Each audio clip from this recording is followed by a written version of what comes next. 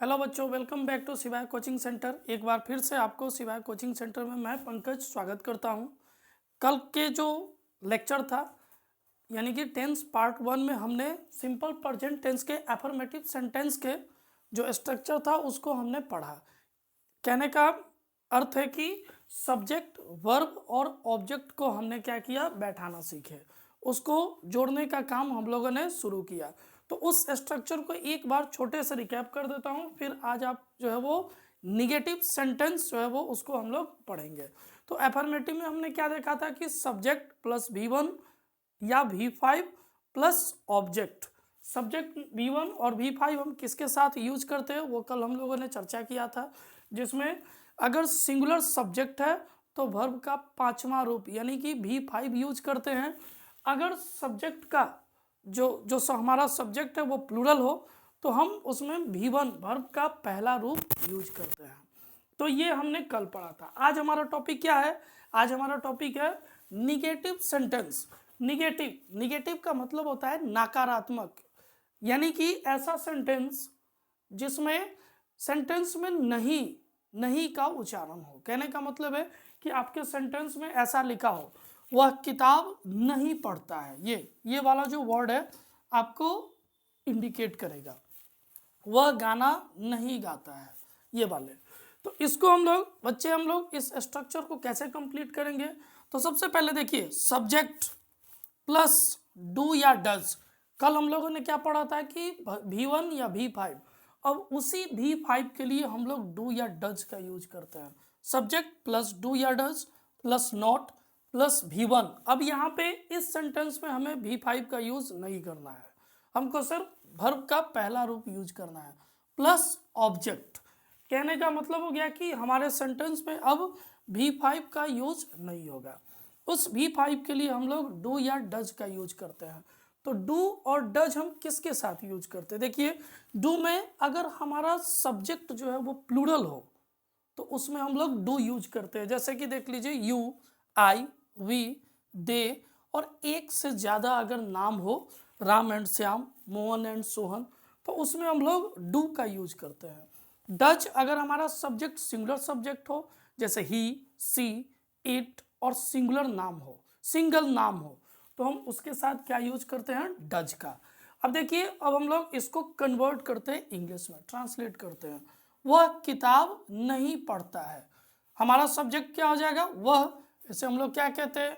ही। और ही के साथ हमने क्या देखा? डज। ये हमारा सिंगुलर सब्जेक्ट है, तो he does not read a book. हमारा ये सेंटेंस कंप्लीट हो गया। He does not read a book. Subject इसमें हमारा ही हो गया, और डू और डज में से हमने डज का यूज किया, इसके बाद नॉट, फिर हमारा V1। देखिए यहाँ पे V1 का यूज हम लोग कर रहे हैं। अब यहाँ पे आपको V5 का यूज नहीं करना है। He does not read a book. Same.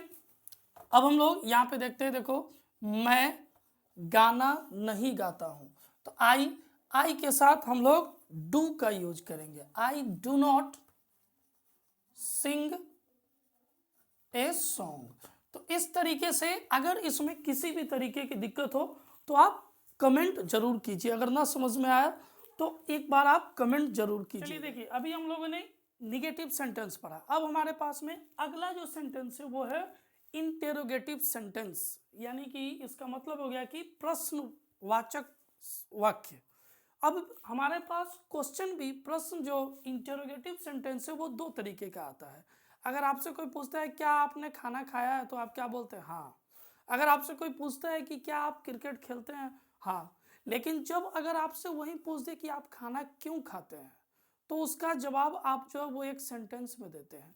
तो एक ऐसा क्वेश्चन जिसको हम हाँ या ना में एक वर्ड में जवाब दे देते हैं। लेकिन दूसरा क्वेश्चन वो होता है जिसको हमें जवाब देने के लिए एक्सप्लेन करना पड़ता है। तो यहाँ पे जो है वो हम लोग यस या नो में, जैसे कि सेंटेंस हमारे पास आ गया, क्या वह खाना खाता है, क्या कह सकते हैं? ज़्यादा से ज़्यादा हाँ या ना। अगर खाना खा रहे हैं तो हाँ, अगर नहीं खा रहे तो हम क्या कहेंगे? नहीं। क्या वे लोग गाना गाते हैं? अगर वो गाना गा रहे हैं तो हम उसको जवाब देंगे यस। अगर वो नहीं गा रहे हैं तो कोई बात नहीं, नहीं गा रहे हैं। Same situation. अब इसका हम स्ट्रक्चर कैसे बैठाएंगे? ऐसे सेंटेंस को पहचानने के लिए सबसे सेंटेंस के लास्ट में हमें यह देखना है क्वेश्चन मार्क, ये। इसके बाद हिंदी में स्टार्टिंग में क्या लिखा हुआ, क्या से क्वेश्चन वाले वर्ड से शुरू हो, ऐसे सेंटेंस को इंटेरोगेटिव सेंटेंस कहते हैं। इसका स्ट्रक्चर डू या does plus subject plus V1 यानी कि वर्ब का पहला रूप plus object plus question mark. बिना क्वेश्चन मार्क के हम इस सेंटेंस को कंप्लीट नहीं कर सकते हैं।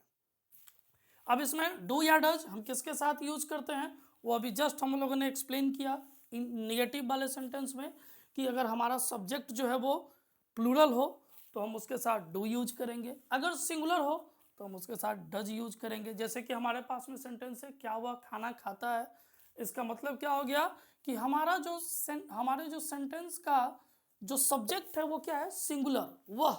तो वह के साथ हम डज का यूज करेंगे। क्या लिखेंगे, डज ही, सब्जेक्ट हमारे पास में आ गया ही।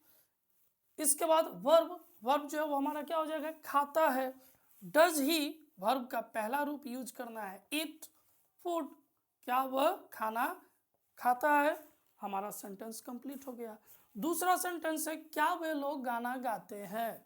तो यहाँ पे हमारा सेंटेंस देखिए, इसमें जो सब्जेक्ट है वो क्या है, प्लूरल है, दे के साथ हम लोग क्या यूज करेंगे, डू यूज करेंगे। Do they sing a song, ये हो गया हमारा सेंटेंस कंप्लीट। तो इसमें जो है वो हमें हमें अपने सेंटेंस को देखना है और सेंटेंस को पहचानना है कि हमारा सब्जेक्ट क्या है, प्लूरल है या सिंगुलर है। अगर प्लूरल है तो डू का यूज कर देना है, अगर सिंगुलर है तो हमें क्या यूज करना है, डज का यूज करना है। और वर्ब का इसमें V5 V3 इसमें किसी भी तरीके की सोचने की आपको जरूरत नहीं है, सिर्फ वर्ब का फर्स्ट रूप यानी कि हिंदी से उसका इंग्लिश मीनिंग। अब अगर हमारे पास में इंटेरोगेटिव निगेटिव सेंटेंस आ जाए तो उसके लिए हमारा स्ट्रक्चर है डू या does plus subject plus note plus V1 plus object और लास्ट में क्वेश्चन मार्क। बच्चे बिना क्वेश्चन मार्क के साइन ऑफ इंटेरोगेशन, इसके बिना आपका सेंटेंस अधूरा रहेगा, गलत हो जाएगा। इसलिए क्वेश्चन मार्क को हमें देखना है, इंटेरोगेटिव वाले जो साइन है उसको जरूर देखना है। अगर यहीं पे ये आ जाता है कि क्या वह खाना नहीं खाता है तो हम क्या यूज करेंगे, does he not eat food. बस इसमें कुछ नहीं करना है, सिर्फ आपको जो है वो सब्जेक्ट के बाद नॉट का यूज कर देना है।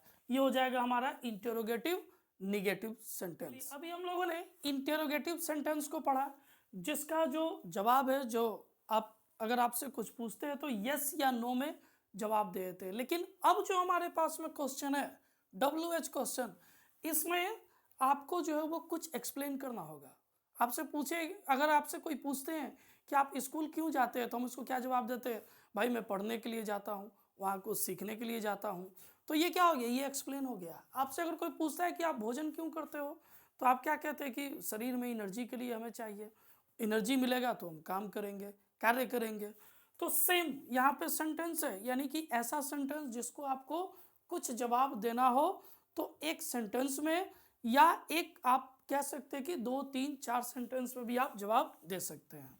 ऐसे सेंटेंस को हम लोग WH क्वेश्चन वाले जो पार्ट है उसमें रख देते हैं।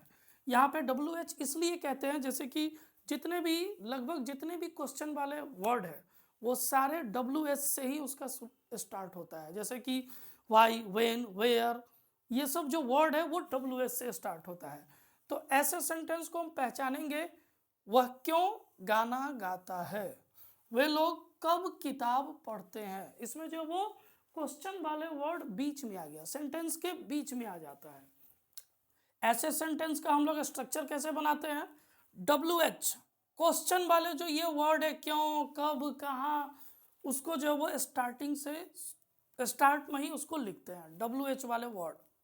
फिर इसके बाद डू या डज। अब ये डू या डज किसके ऊपर डिपेंड करता है, सब्जेक्ट के ऊपर। इसके बाद V1 वर्ब का पहला रूप plus object plus question mark, यानी कि अगर हम इसको कहें तो WH प्लस डू या does plus subject plus V1 plus object plus question mark. ऐसे तरीके से हम लोग जो है वो इस सेंटेंस को बनाते हैं। अब यहाँ पे सेंटेंस है कि वह क्यों गाना गाता है, तो वह क्यों, क्यों को हम लोग क्या कहते हैं, WHY, वाई। वाई यहाँ पे हमारा सब्जेक्ट क्या है, वह के साथ हम लोग डज लगाएंगे। Why does he sing a song. आगे हमारा दूसरा सेंटेंस, वे लोग कब किताब पढ़ते हैं, तो कब को हम लोग इंग्लिश में कहते हैं व्हेन, WHEN। आप देख लीजिए जो दोनों वर्ड है WH से ही शुरू हो रहा है, WHY वाई, WHEN व्हेन। तो इसलिए हम लोग ऐसे सेंटेंस को WH क्वेश्चन कहते हैं। व्हेन यहाँ पे हमारा सब्जेक्ट क्या है, वे लोग। वे लोग का मतलब एक से ज़्यादा आदमी, वे लोग, तो वो हमारा क्या हो जाएगा, प्लूरल सब्जेक्ट हो जाएगा। तो plural subject do, when do they read a book. ये हो गया हमारा WH क्वेश्चन। अब इसी में WH के साथ अगर निगेटिव सेंटेंस भी आ जाए, जैसे आपके पास में आ जाए कि वह क्यों गाना नहीं गाता है, वे लोग कब किताब नहीं पढ़ते हैं, यानी कि इस सेंटेंस में सिर्फ एक नया वर्ड नहीं आ जाए, तो हम उसके लिए स्ट्रक्चर क्या रखेंगे, WH प्लस डू या डज प्लस सब्जेक्ट। सब्जेक्ट के तुरंत बाद हमें नॉट का यूज करना है। वर्ब से पहले और सब्जेक्ट के बाद हमें नॉट का यूज कर देना है। वर्ब हो गया first form plus object plus question mark. अगर हमको ऐसा बनाना हो जाए कि वह क्यों गाना नहीं गाते हैं, तो why does he not sing a song. वे लोग कब किताब नहीं पढ़ते हैं, तो when do they not read a book. ये हो जाएगा हमारा ये सेंटेंस फॉर्मेशन। तो मैं आशा करता हूँ आप लोगों को मेरे द्वारा बताया गया जो इन्फॉर्मेशन है टेंस से रिलेटेड, खास करके सिंपल प्रेजेंट टेंस, इसमें जो भी मैंने बताया वो आपको समझ में आया हो। अगर नहीं भी समझ में आया हो तो आप कमेंट बॉक्स में कमेंट जरूर कीजिए, और इससे रिलेटेड जो भी क्वेश्चन हो आपके पास वो कीजिए। टिल देन इस चैनल को आप देखिए, शेयर कीजिए दोस्तों के साथ, और फिर सब्सक्राइब कीजिए। Thanks, have a nice day.